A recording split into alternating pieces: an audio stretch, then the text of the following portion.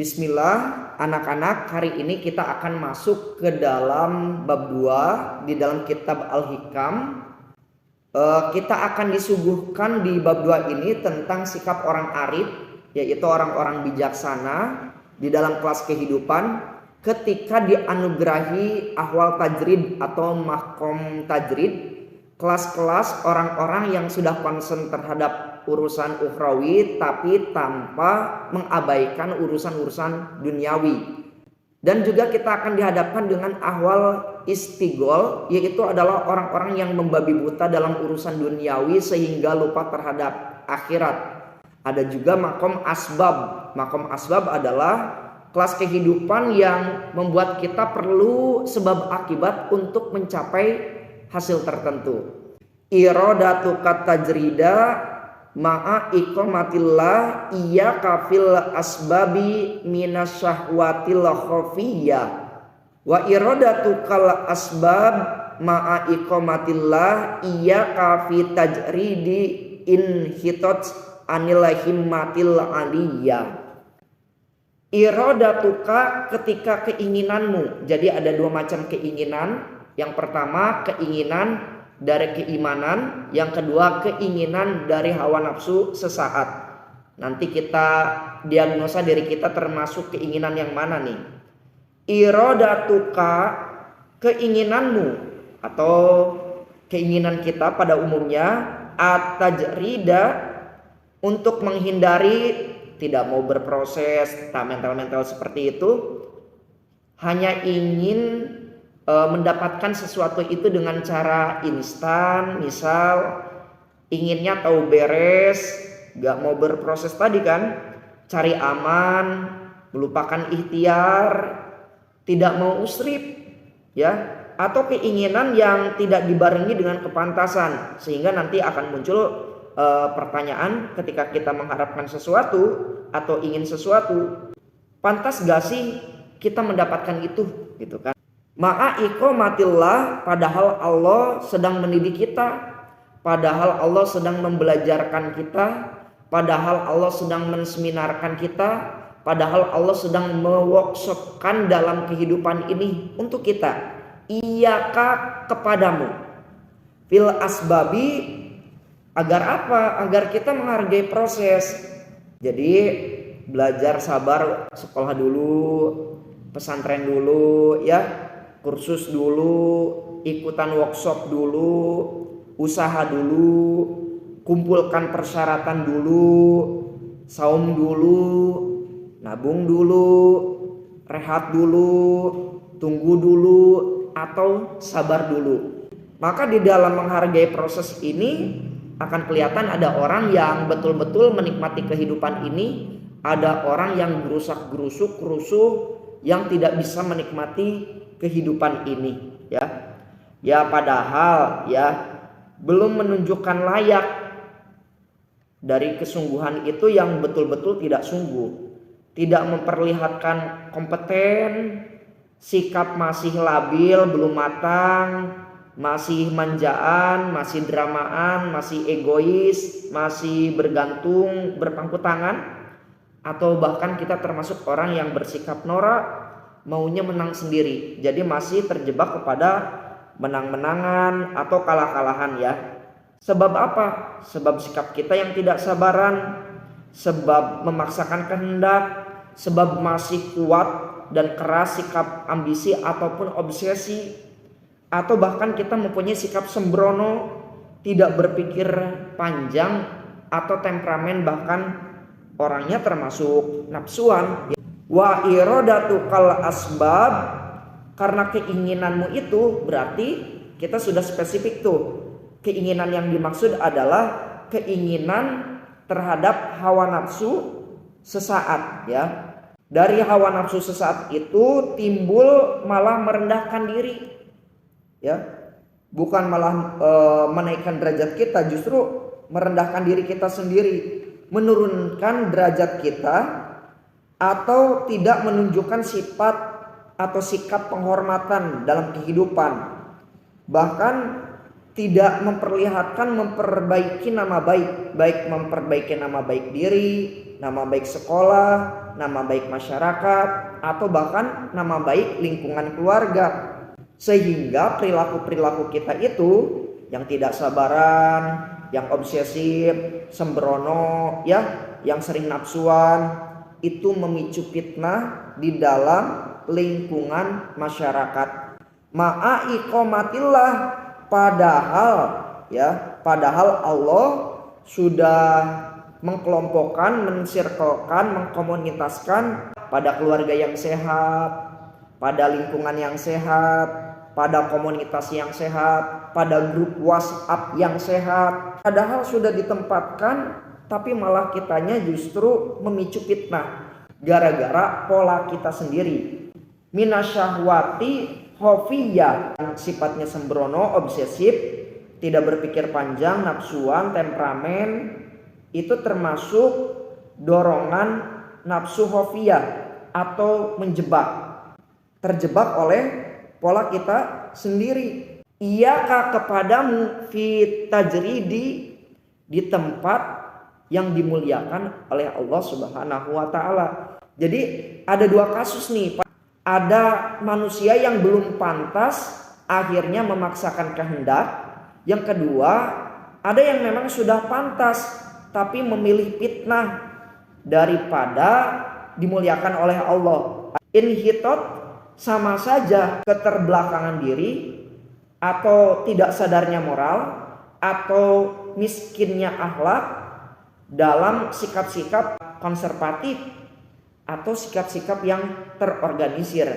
Anil himmatil aliyah itu adalah ya tadi, ketika kita bersikap, berpola, berakhlak kemunduran, maka kita akan menolak tentang peradaban yang maju gara-gara sikap memaksakan kehendak. Nah, sikap memaksakan kehendak ini memang menjadi satu kepalsuan karakter di dalam diri manusia yang punya kesadaran rendah. Tapi juga jangan dipahami seperti ini, apakah seorang yang bertakwa itu tidak mengalami maksiat atau dosa bahkan kesalahan? Ya, orang-orang yang belajar bertakwa juga akan mengalami mungkin maksiat, mungkin dosa, mungkin kesalahan. Namun bedanya dengan orang-orang yang istigol, terlalu hubudunya, terlalu terporsir kepada keduniawian, orang-orang yang bertakwa ketika dia sadar, dia cepat bangkit, dia cepat memulihkan diri, dia cepat mengantisipasi, dia cepat merehabilitasi hati dan pikirannya, sehingga dia masuk ke dalam jalur ketakwaan kembali.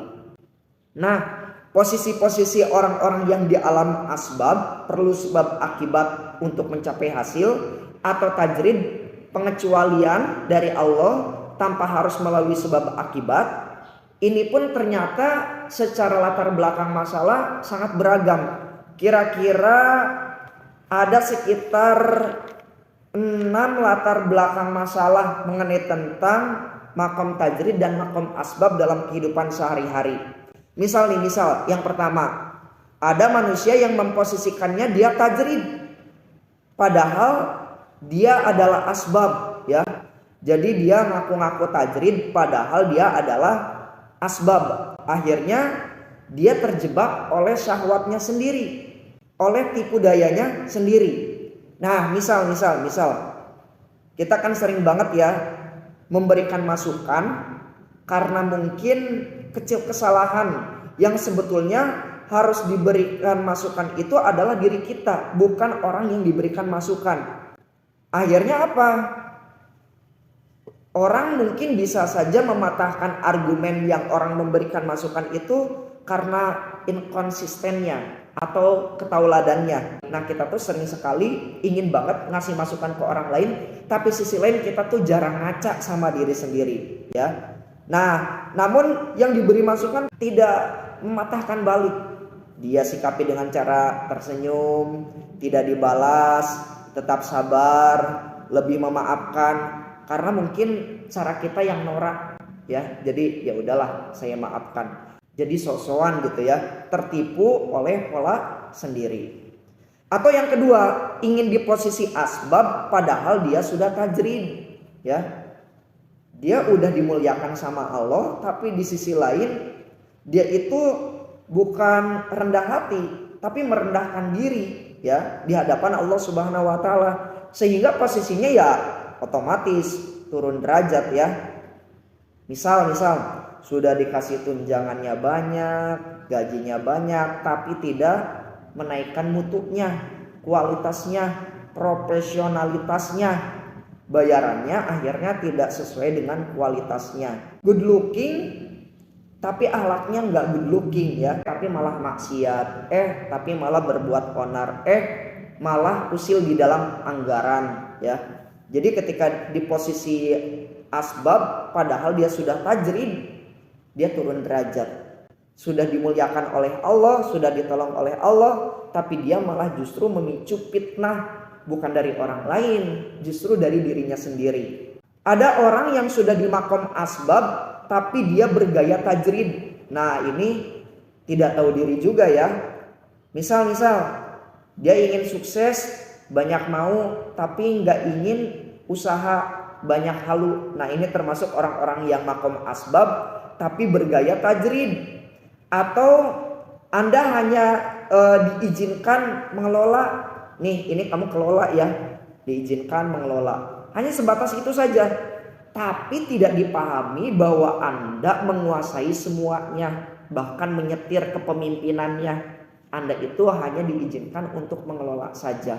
Itu bisa tuh sewaktu-waktu dicabut kewenangan pengelolaannya dan Anda tidak bisa berkutik apa-apa. Kecuali apa? Harus bisa tahu diri, ya.